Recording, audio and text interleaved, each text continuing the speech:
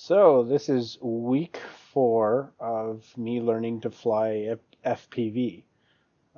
My original goal was to make one video a week, but although last weekend was a long weekend, I had a family wedding to attend all weekend, so I was tied up with that.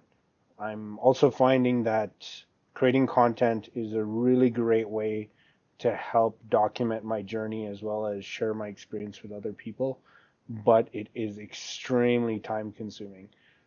My goal moving forward is to be able to do at least one video a week. So if you're liking these videos so far, please hit that subscribe button and let me know what you think.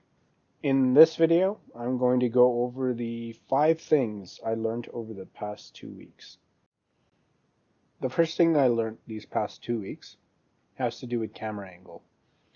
So I decided when I got my 5-inch quad, I would set the angle to 45 degrees. I thought that would be a equal balance in terms of thrust as well as forward velocity. But it turns out the steeper your angle, the faster the quad is going to move, specifically because you have this natural tendency to try and align the horizon. So what I did was I just, on a whim, tried turning down my angle to about 30 degrees, and I found while I was flying slower, it was also much easier to keep the quad in control. So I'd strongly recommend if you're like me just starting out, turn down your camera angle, stay within 20 to 30 degrees, at least until you master things, and then you can try more aggressive camera angles. Another lesson I learned this week was just how useful in-goggle DVRs can be. Actually, DVRs in general. I picked up a pair of Dom 3s from someone off Kijiji last week, and since then, all my flights I've been utilizing the built-in DVR just to kind of assess how I'm flying. And I found it extremely helpful going back and reviewing the video and finding when, I lost a little bit of control of the quad, it was a result of too little throttle or I banked a bit too hard. Also, I found it incredibly helpful in the field after, losing the quad behind a little hill, being able to just play back the DVR and identify specifically where it dropped so I could, just walk up and pick it up rather than having to blindly search the field. So yeah, if you don't have a DVR built into your goggles, consider getting some goggles with the DVR built in or even get an external DVR. They are extremely helpful. The third thing I learned these past 2 weeks is to do a lot of research before you make any changes with your PIDs or expos or anything in Betaflight that you don't fully understand. Just to experiment, I decided to update the expos on the quad, but inadvertently had actually updated them in the wrong direction. My intention was to try and make my 5-inch quad behave closer to my 3-inch quad, which is super responsive and just flies exactly how I want it to fly. So I went in and updated the expos, and turned out I actually turned them down rather than turning them up. I actually turned up the values, but the way I had it set up, it actually ended up reducing the responsiveness. As a result of this, I crashed and broke the VTX antenna off and a bunch of standoffs.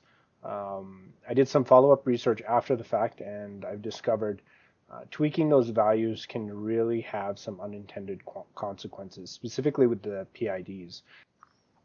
Changing the PIDs without fully understanding what you're changing can damage motors. It can, just make the quad very, very unpredictable in how it flies. So yeah, do lots of research before you make any changes to your PIDs or expos.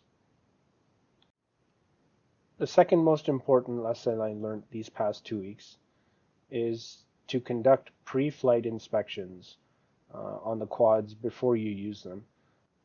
Just do a quick look through of all the props, make sure there's no damage, they're not striking against any wires, they're not striking against the frame, but more importantly, check the screws, check all the screws, especially if you don't use Loctite.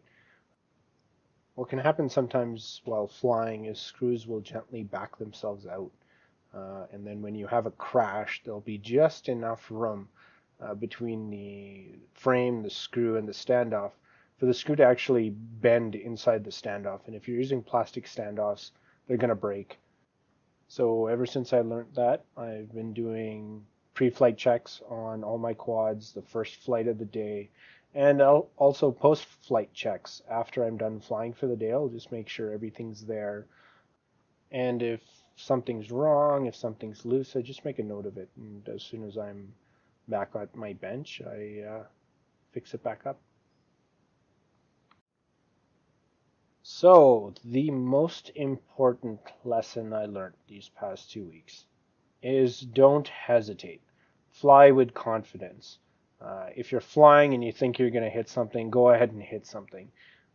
Self-doubt or just hesitating to make a move can actually end up causing more damage than just following through. A few days ago, I was flying my 5-inch drone and decided to practice on doing tree dives. And I got a few tree dives out of the way. Went pretty well. And then I decided to go through and did a second pass, but I came in just a bit too high, and I decided to back off on the throttle and let gravity do its work. But gravity didn't quite kick in as fast as I wanted it to. I had some upward inertia that carried through and just ended up resulting in me perfectly hitting a branch in such a way that the arm of the quad broke off, and I actually ended up seeing it in my FPV feed. So yeah, when flying, fly with confidence. Bonus tip also is it's usually easier to go over something than to go under it, especially if you're throttling down and expecting gravity to try and take you under. At least while going over it, you can throttle over it and you have full control over the quad.